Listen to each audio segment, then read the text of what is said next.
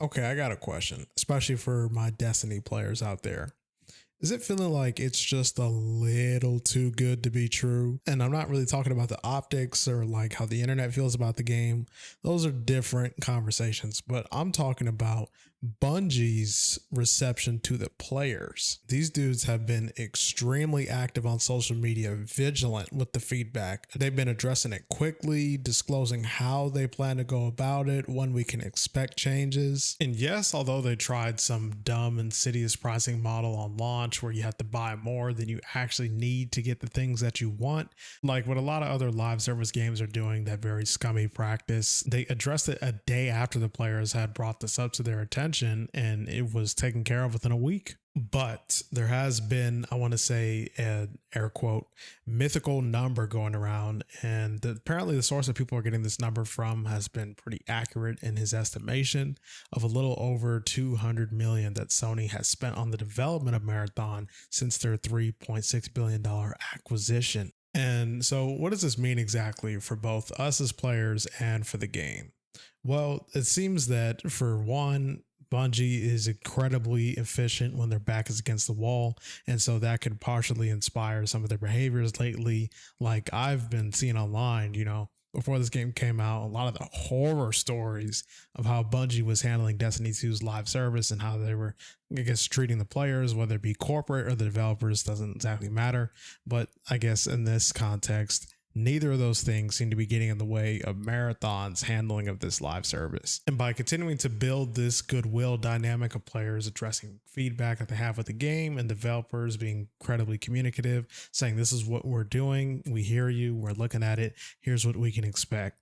And it's actually quite funny because I made a video, I want to say a couple months ago, talking about how player feedback might end up being one of this game's bigger detriments. But I was saying that on the precedent that a lot of Arc Raiders players would be trying out Marathon and possibly not liking the direction of the game and saying it should be more like Arc Raiders. But ultimately, it seems to be that the niche factor of Marathon is its greatest benefit. Bungie seemingly did a good enough job communicating what the game was about and what players are going to be getting themselves into before it came out, so that people didn't look at it expecting it to be something totally different and being upset about it as a result. It's funny because I've hardly seen anybody requesting a PvE only mode for Marathon, although I have seen some requests, and I have seen one post saying that PvP should be discouraged, for goodness gracious. But yeah, the game doesn't cast as wide a net as, say, Destiny or Arc Raiders or possibly even Helldivers. So by narrowing down on their target audience, it makes it a lot simpler for them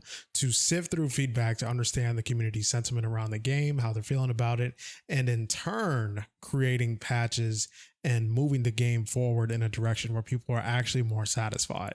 In fact, they just recently dropped this announcement on Steam talking about the different outlets people can find Bungie, the type of information they can look for in those outlets, as well as the structure that they're using for 3 different categories of announcements. So if it wasn't clear shortly after Marathon dropped, then it should be abundantly clear by now that Bungie is in it for the long haul. They want to serve players in their best interest, the things that they want to see changed in the game, possible additions, all sorts of things. This feedback is incredibly important to them. And the way in which they're being so communicative with the community hopefully inspires the idea that these players are not really going anywhere. If they can continue to make the current player base happy and continue proving that these people who are playing and ultimately making your game relevant are important to them, then hopefully that would inspire more people to try it out.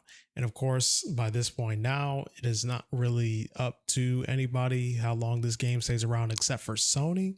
And it seems that critically, the game is doing quite well. Obviously, we don't exactly know the financials. As I said earlier, the only details that we have on that is an estimated report from a journalist, I believe a journalist / leaker. I'm going to leave his Twitter profile up here, saying that the budget for this game was around or over 200 million. And by that metric, with the game selling a little over 1 million copies at $40 a pop with the $60 for the deluxe edition, I mean, we can go ahead and do the math there. And of course, as a paid game, they do have this cash shop in the game. As we mentioned a little earlier, they tried to do that funny monetization thing with the coins that has now since been reverted to regular 1-to-1 values. And the possibility of expansions is something that kind of intrigues me a little bit because Destiny is ripe with those, although this is a paid game.